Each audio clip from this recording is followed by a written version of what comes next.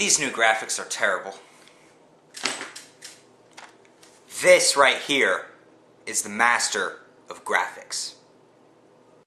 Wahoo! Let's go! In 1989, Nintendo released their first handheld, the original Game Boy. This, in my opinion, beats the heck out of the new Nintendo DSi XL. I mean, sure, it's great, it's got the double screens and all, but it's all too complicated. Whatever happened to just, press A to jump and beat a fireball, and, just moving around simply, and, start to start, and select to actually do something. Nowadays, it's all press X to shoot, press A to fire, press B to jump, press Y to select, and half the time the start and select button don't even do anything. I mean, seriously, whatever happened to a good handheld system? Alright, so anyway, let's get into the features that the Game Boy actually has.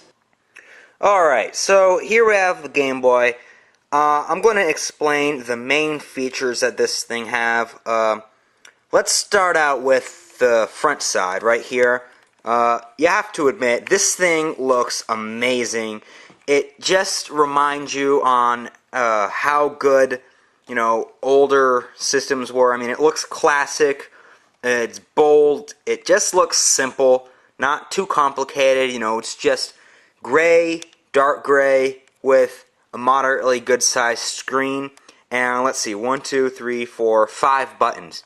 Versus the other consoles, which come in a million different colors and have 26 different buttons. Alright, so the first two buttons we're going to focus on are the A button and the B button. The A button is pretty explanatory. You use it to talk to people, you use it to jump, you use it to pull special moves and stuff.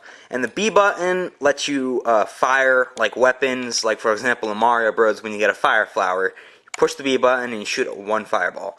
Alright. Now for the start and select button. The start button was, one of the most classic buttons ever. It's basically the meaning of, hey, press me to start an excellent game. Use also to access menus and stuff like that.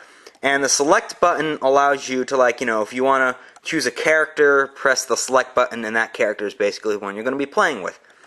Alright, now for the D-pad. This is basically just move, left, right, up, down. Let you do special moves like down and up. We'll let you do a down dash kick or whatever that's called.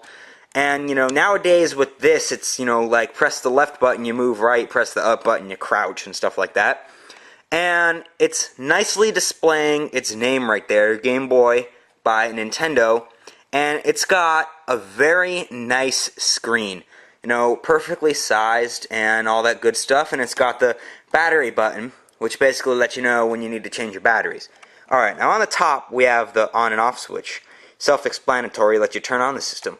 Then we've got where we put the Game Boy Color. Alright, we also have the volume control. Basically just scoot it up to turn it up, and scoot it down to turn it down. And right here we got something pretty interesting. It's called a ext.connector, which basically allows you to connect two cables that this came with to allow you to trade Pokemon with some other person that has a Pokemon game in this Game Boy right here. And on this side we have the contrast button, which allows you to lighten or darken the screen, which is actually pretty helpful. And right here we have the charger button input, which basically allows you to charge it.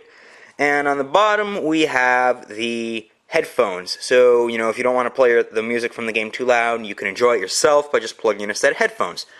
And in the back we have the Nintendo hotline number. And in here we have the battery pack. Now, the only bad part about this is that it hogs up batteries. It takes 4 AA's, which can pretty much throw out some of your money because there's a lot of batteries out there that never really work as well as they do. But either way, classic consoles and stuff like this need a lot of energy to work. So, let's try out one of the games, Pokemon Silver version for the Game Boy and the Game Boy Color, but we'll get into the Game Boy Color in another video. Alright, so let's flip the switch and see if we can see the screen in here.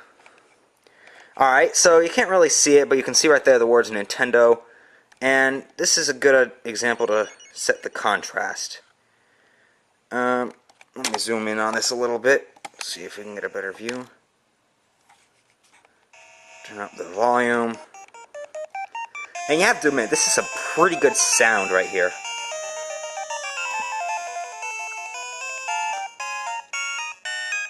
There we go.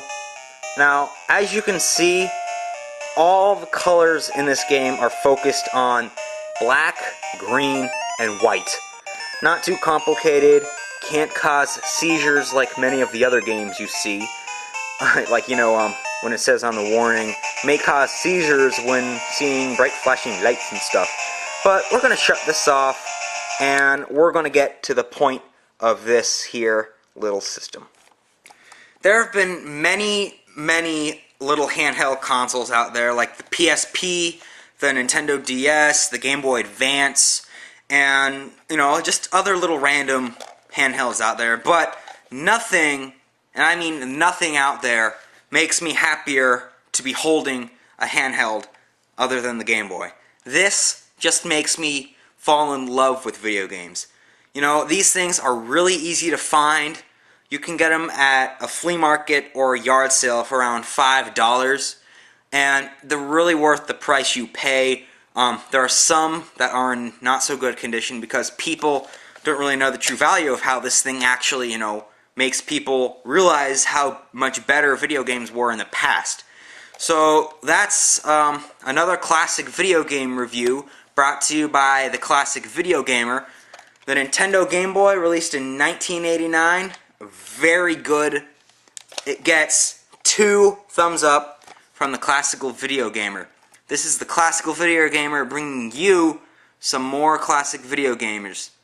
Don't forget to tune in some other time whenever I feel like uploading another one. This is the Classic Video Gamer saying, game on.